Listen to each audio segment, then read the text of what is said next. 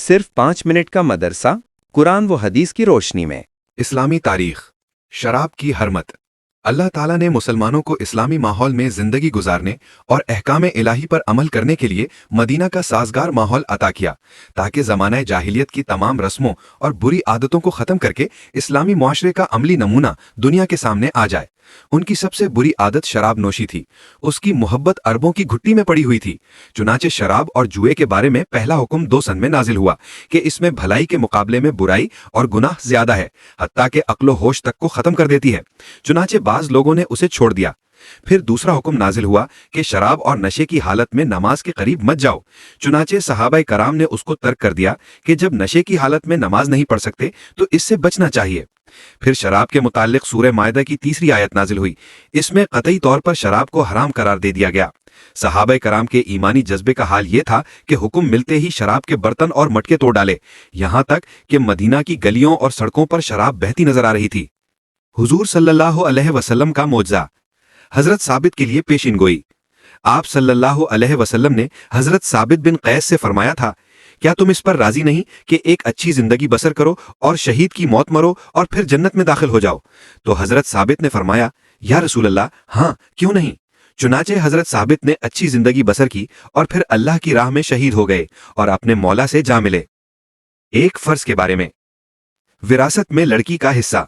قرآن میں اللہ تعالیٰ فرماتا ہے، اللہ تعالیٰ تم کو تمہاری اولاد کے حق میں حکم دیتا ہے کہ ایک لڑکے کا حصہ 2 لڑکیوں کے برابر ہے۔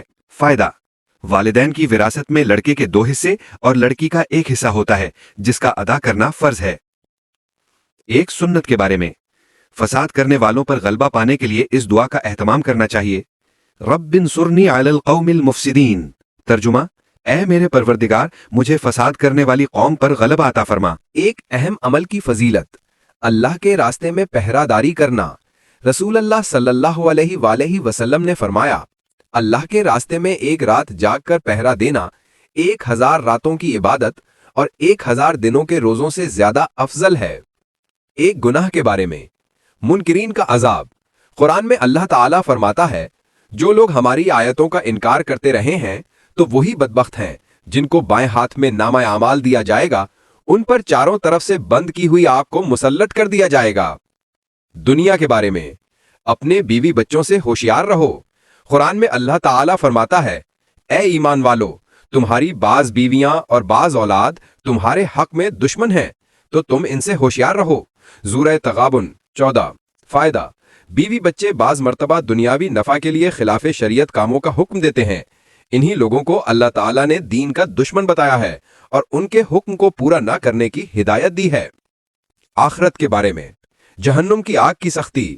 رسول اللہ صلی اللہ علیہ وسلم نے فرمایا، دوزخ کو 1000 سال تک دہکایا گیا تو وہ لال ہو گئی، پھر 1000 سال تک دہکایا گیا تو وہ سفید ہو گئی، پھر 1000 سال تک دہکایا گیا تو اب وہ بہت زیادہ کالی ہو گئی۔